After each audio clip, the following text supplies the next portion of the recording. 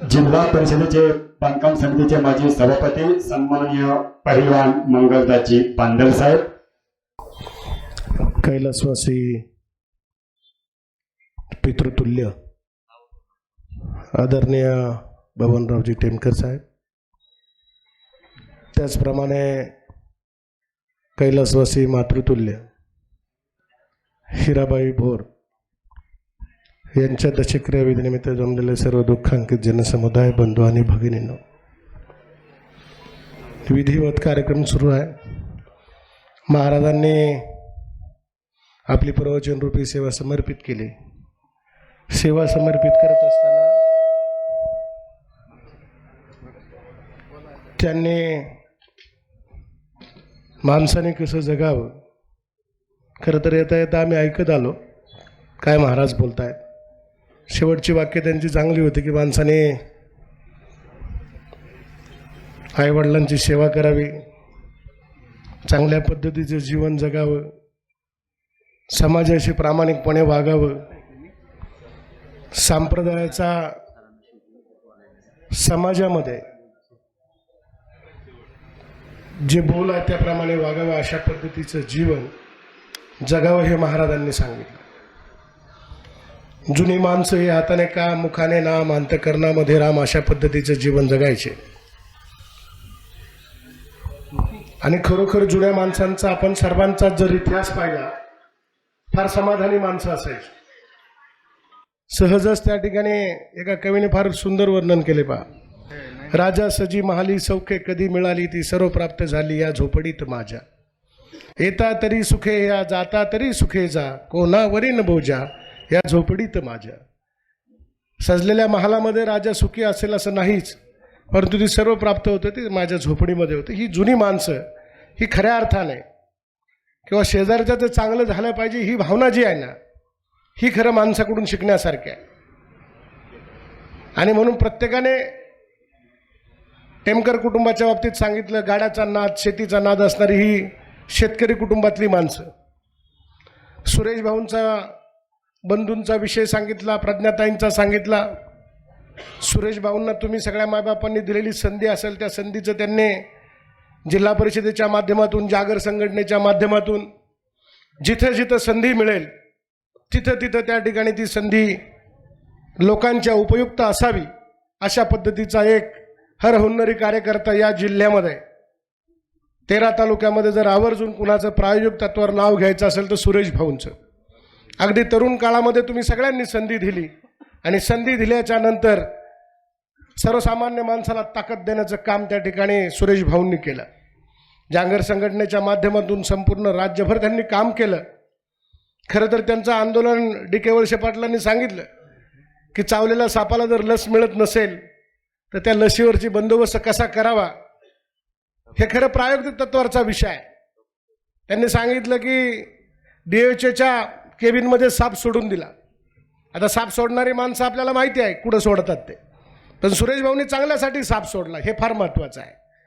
कारण त्याला जर त्या भावना कळत नसतील, वेदना कळत नसतील, तर त्या वेदनांशी समरस होऊन साप काय असतो हा जरी तू पाहिला तो बिनविषारी असेल, पण तो किती तीव्रतेचा असतो याची जाणीव भाऊंनी त्यावेळेस त्या ठिकाणी त्या प्रसंगातून करून दिली.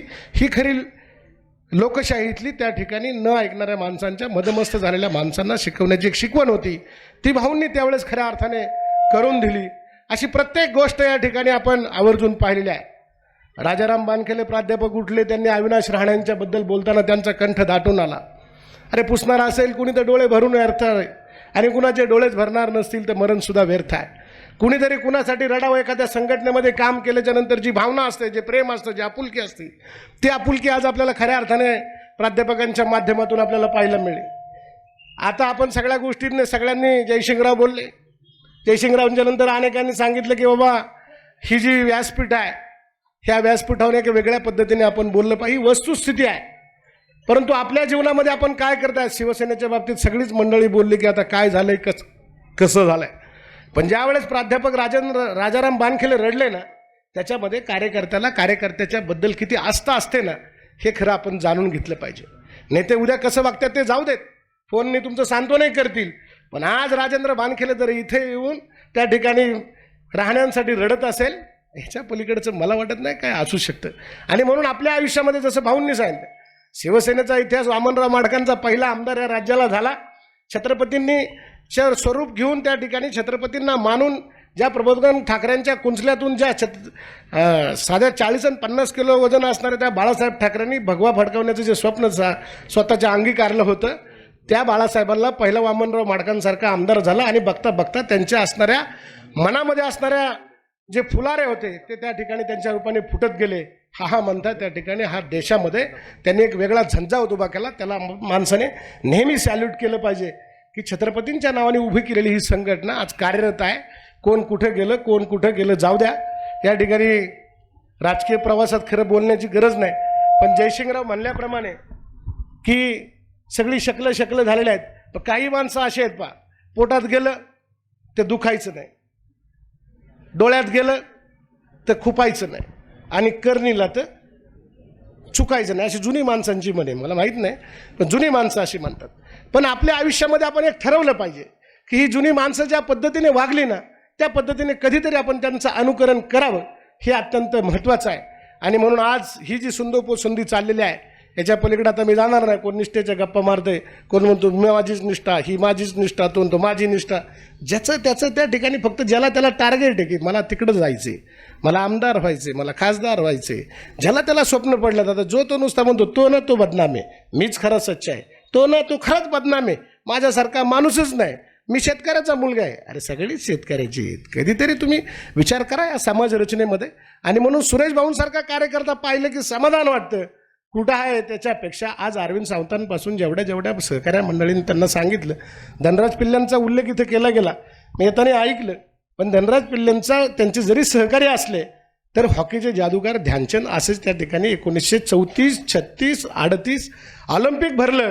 आणि त्यावेळेस या देशाला सुवर्णपदक मिळवणारा फक्त ध्यानचंद आणि हॉकी होती. त्यावेळेस हिटलर होता. हिटलरने बोलवलं ध्यानचंदला, सांगितलं इकडे कुठलीच काय तू नोकरी करतो काय, मी भारतीय सेनेमध्ये त्या ठिकाणी सहज काम करतो, एक शिपाई म्हणून काम करतो, तो आमच्याकडे तुला ब्रिगेडियर करतो आणि संपूर्ण जगापुढं एक हुकुमशाह आव्हान करतो ध्यानचंदांना. आणि ध्यानचंदांनी सांगितलं ठीक आहे तुम्ही मला देताय, मी तुमचा आदर करतो, पण देशाची बेईमानी करणारी माझी अवलाद नाही. मी जरी शिपाई राहिलो तो देशाचा राहील, ही भावना असली पाहिजे. नाही तर इथे येऊन सगळेच म्हणणार आहेत मला असं करायचे आणि माझ्यासारखी स्पर्धा नाही आणि मी निष्ठावान. निष्ठाचे गप्पा इथं मारू नका. जुन्या माणसांनी जे केले ते आयुष्यभर पेरून ठेवा. आज ही जी माणसं गेलेली आहेत, एक शेतकरी गेला हाडाचा, एक आई गेली जिची चटणीपासून पार तुमच्या शिंगोळ्यांच्यापर्यंत सगळ्यांनी या आठवणी काढल्या, त्याच आया महत्त्वाच्या आहेत. आणि म्हणून आज ही जी माणसं गेल्यामुळे जे दुःख चाललं आहे ते दुःख हलकं करण्याची ताकद परमेश्वर त्यांच्या कुटुंबियांना देव. मी माझ्या बांधल कुटुंबियाच्या वतीने आणि जिल्ह्यातील पैलवान मंडळींच्या वतीने भावपूर्ण आदरांजली व्यक्त करतो. खरंच सुभाष शुमाप मला म्हणत होते की मला नाही बोलता आलं तर तुम्ही त्या ठिकाणी माझा उल्लेख करा की मी आलो होतो म्हणून. आणि ज्याला म्हणलं मी अरे मी करतो उल्लेख, तो म्हणला जर नाही आला तर तू असा म्हणशील की बाबा तू आता गाडीत उतरल्याच्यानंतर म्हणशील की तुझं नाव घ्यायचं होतं पण विसरून गेलो, आणि इकडे तू हे करून घेशील, असं काही करू नको. पण तू श्रद्धांजली वाहिलेली आहे, त्याची काळजी लोकांनी घेतलेली आहे. आणि म्हणून पुनश्च एकदा मी आपल्याला सर्वांच्याच वतीने ऋण व्यक्त करून या ठिकाणी थांबतो. धन्यवाद.